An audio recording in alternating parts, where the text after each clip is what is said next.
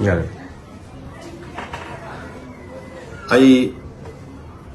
Isamak Yasem Jalal, President of Amoko, akoi collective pangan khunai gi oiba akoi maikai dagi haba tare akoi voice amaka represent tawraga akoi miyam da thamjage madudi akoi thoiba lan sigi manungda akoi tragedy kya ama akoi thok yawre oihanning daba adumba thodok kya ama su leikre thoning daba thodok kya ama leikre aduga akoi yung kai kya ama su akoi mai sakre loinana akoi mioi kya ama gi punsi bikamna kre loinana akoi gi economy aduga akoi hingbagi punsiron kham thengna suga leire matang sida akoi gi thoiba conflict thoiba violence masigi akoi waroi silama shanti oiba waroi silama laknaba amasung akoi normalcy da halaknaba masigi wafam se masi yamna kanna akoi appeal tawraga hanadagi su lakchabani haijaraga lakchabani akoi adu haujik sigi manung sira nawhongnana ngarang handagi tholakpa violence sigi manung chandada akoi yam thamoi kainingai oiba adumba thodok khara thokre madudi akoi jairol da akoi nupi ama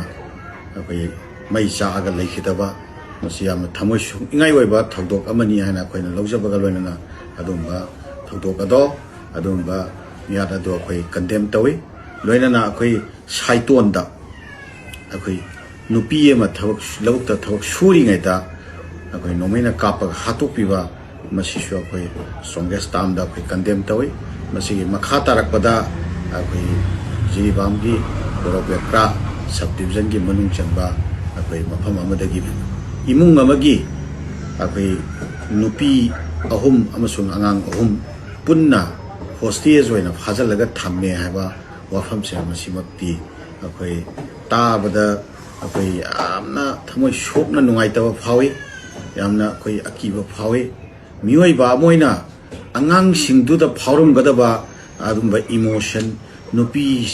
singadu da leram gadaba emotion do madu ai gi imung da leriba isa sing ai gi imung da leriba nupi singda maduda oda taraga di kari thokadage ha khallu matamda akhoi si mioi ba natra bra kari no tori ba se ha ba si wakhalom do koi thaboi da feel tawi hoi balance sigi manung da apen da ba nungai taba thodok kya amadi akoi leramgani kuki chin naw sing da su leram ba yai duga maitai chin naw sing da su leram ba yai adugo lan gi matam da nupi amsung angang sing ti akoi kya sokna dabani akoi bot communities na nupi amsung angang sing di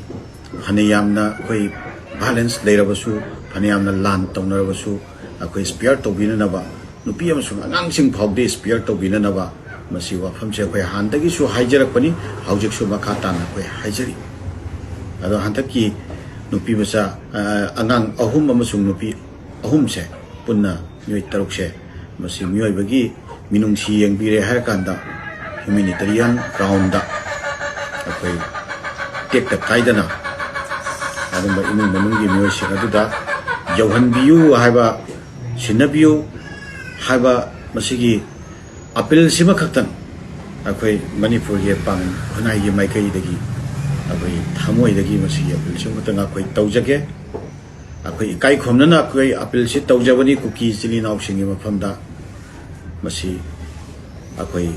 mioi ba moina yempham thopa mieng do minung sigi adumba yempham thopa mieng do madu maral lechadraba innocent angang ahum amasung nupi sing adu da yembiu haiwa wafam chini akoina thamjagadori base ado mamangda akoi shekmai area da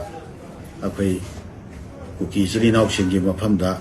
changchalluba adumba maitai gi nahani pharaga lekhibagi matam adudasu akoi pangan khunai gi maikai dagi yamna ikai khumnana akoi yam appeal tawjaki